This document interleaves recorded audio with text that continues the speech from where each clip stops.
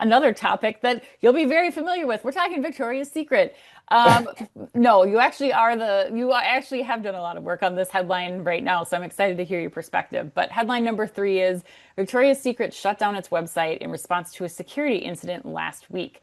According to CNET on Wednesday, the clothing and lingerie company replaced its regular US retail site with a note to customers saying that it was aware of and dealing with the incident, adding that its website and some services were temporarily shut down as a quote, a precaution, end quote. It did not offer details about what kind of security incident occurred, but said that its brick and mortar Victoria's Secret and Pink stores remained open. Chris, should Victoria's Secret site outage last week be a wake-up call for American retailers? Oh my God, 100% yes, Ann. I mean, we Yeah. asked Michael Prendergast this 2 weeks ago when we had A&M on the podcast, and he anecdotally said from his experience as interim CEO at Joann's that he would put the estimate at 20% of the U.S. retailers that are actually prepared for cyber crimes to deal with them as they come. And for like about the last month, I've been asking a lot of people about this, both at this conference, at Zoom calls. I've talked with companies like Botify, and I was talking to Rochelle Thielen, the CEO of Traject Data at Shop Talk Europe. And what I've been learning is that we are only going to see more of these incidences, Yes. which makes me feel good about our show because we've been talking about this. And then, I mean, I don't feel good for Victoria's Secret, but I feel good for our show because we talked about this before it happened, and then it happened. And we're going to see more of it because of the rise of AI, because the way with AI proliferating in the space, in the retail space, the way it is, particularly with agentic AI coming into the fold now, Yeah.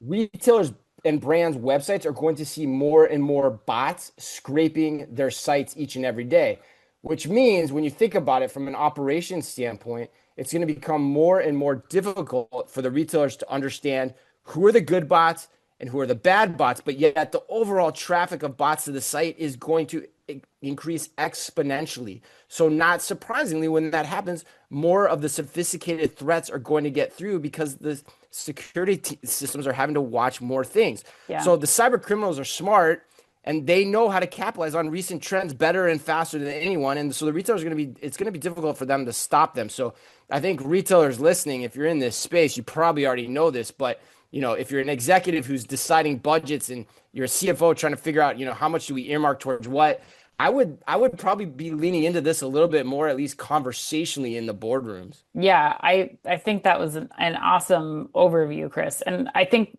the last thing that I would just say, which we talked about with Michael Prendergast when we were talking about the teams from Co-op and Harrods and others that have been hit in the UK recently with cyber attacks. The loss to customers is so high. Like when you talk and when Oh you yeah. think about like even the reviews in and some of the commentary that they got for this Victoria's Secret reporting, like they're bad. They're bad. They're people Yeah. who once you lose those customers, you're already doing so much to get them in the door, to maintain them as a customer, especially for a legacy brand like Victoria's Secret or like Joanne that Michael was talking about last week. The cost to acquire those customers again, I have to imagine far out it exceeds the cost to just get your cybersecurity house in order. So I think that's the thing here that it's not just the cost of the loss of data or of time or of resources put towards getting the site back up online. It's really the cost and the impact that this has on your customer base too that I think people need to be putting into that consideration set. It puts in the mind of your customer, do I want to switch? Right. And that's never something you want to have happen, especially after a purchase like is happening in this Mhm. Victoria's Secret example too.